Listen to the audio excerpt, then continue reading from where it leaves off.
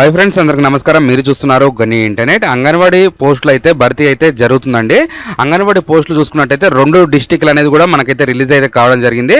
దాంట్లో వచ్చేసి మండలం వైజ్గా 1-2 పోస్టులే ఉన్నాయి, ఎక్కువ అయితే పోస్టులు లేవు.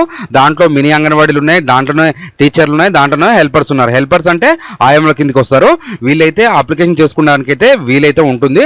అసలు ఏ విధంగా అప్లికేషన్ చేసుకోవాలి, ఎక్కడి నుంచి అప్లికేషన్ చేసుకోవాలనే దాని గురించి అయితే ఇప్పుడు కొత్తగా ఎవరైతే మన ఛానల్ చూస్తున్నారో సబ్స్క్రైబ్ చేసుకోండి, పక్కన బెల్ ఐకాన్ క్లిక్ చేయండి. మీ సేవ గురించి, ఆన్లైన్ గురించి, తెలంగాణ మరియు ఆంధ్రప్రదేశ్ ప్రభుత్వ పథకాల గురించి మన ఛానల్లో చేసి పెట్టడం జరుగుతుంది. కాబట్టి ఏదో ఒక వీడియో అయితే మీకు 100% ఉపయోగం ఉంటుంది.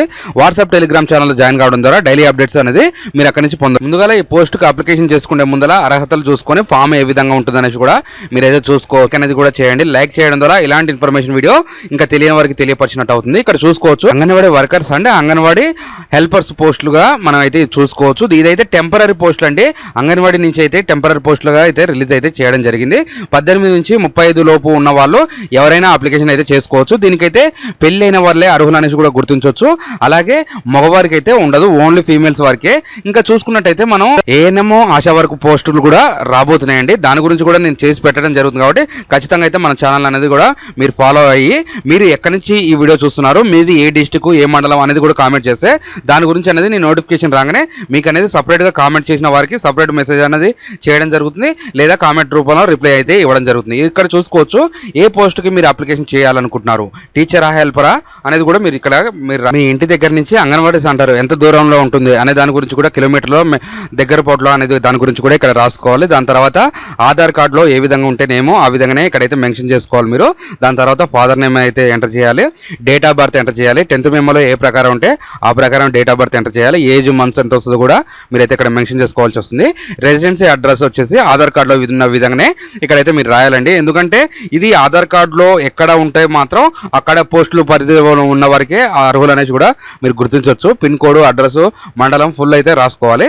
నెక్స్ట్ 2వ పేజ్ చూసుకున్నట్టయితే మీ phone number, running mobile number అనేది కూడా ఇక్కడైతే మీరు మెన్షన్ చేసుకోవాలి. దాని తర్వాత మీకు 10th మెమోలో ఎన్ని మార్కులు వచ్చాయి అనే దాని గురించి కూడా ఇక్కడ రాసుకోవాలి మీరు. ఈ పోస్టుగా అర్హత చూసుకుంటే అయితే రెసిడెన్సీ పరిధిలో ఉన్న వాళ్ళు 10th మెమో ఆధారంగా 10th మెమో మార్క్ లిస్ట్ ఆధారంగానే వీళ్ళైతే మెరిట్ లిస్ట్ ఆధారంగా తీసుకుంటారు.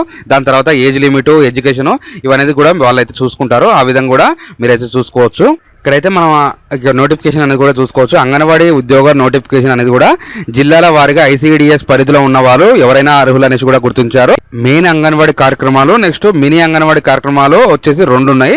54 వచ్చేసి ఆయమ్మ పోస్టులు కూడా తీసుకుంటారు. దీంట్లో అయితే 10వ తరగతి అర్హత మీద ఈ అప్లికేషన్ అయితే తీసుకోవడం జరుగుతుంది. గతంలో చూసుకున్నట్టయితే 7వ తరగతి మీదనే ఆయమ్మ పోస్టులు వచ్చినాయి, కానీ ఇప్పుడైతే 10వ తరగతి పెంచడం జరిగింది.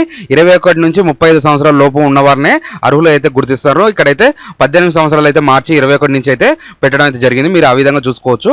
ఒకటి మినీ అంగన్వాడీ కార్యక్రమం చూసుకున్నట్టయితే మనకు పోస్టుల భారీగా అక్కడ ఎంతమంది స్ట్రెంత్ అంటే పిల్లలు ఎంతమంది ఉంటే దాన్ని బట్టి కూడా అక్కడ స్కూల్ అనేది కూడా పెంచడం అయితే జరుగుతుంది. ఇది 4వ తారీఖు నుంచి ఈ నెల లాస్ట్ వరకు అయితే మీరైతే అప్లికేషన్ చేసుకోవడానికి అయితే వీలుంటుంది. ఎందుకంటే ఐసిడిఎస్ పరిధిలో ఉన్నవారు ఈ కర్నూలు, విజయవాడ, ఆంధ్రప్రదేశ్ బార్డర్లో ఉన్న వారికి అయితే ఇది మంచి అవకాశం అనేది చెప్పుకోవచ్చు. తెలంగాణ రాష్ట్రంలో రాగానే అయితే నేను నోటిఫికేషన్ పెట్టాలంటే ఖచ్చితంగా మీరు సబ్స్క్రైబ్ చేసుకుని ఉండాలి, మీరైతే లైక్ చేసి ఉండాలి, అలాగే కామెంట్ అయితే చేసి ఉండాలి. ఈ విధంగా ఉంటే మీకైతే 100% మీ కామెంట్కి రిప్లై అయితే పర్సనల్గా రావడం జరుగుతుంది. ఇదండి ఈ రోజు వీడియో. ఈ వీడియో కనుక మీ ఫ్రెండ్స్ అండ్ ఫ్యామిలీ మెంబర్స్కి షేర్ చేస్తారని కోరుకుంటున్నా. Thanks for the watching.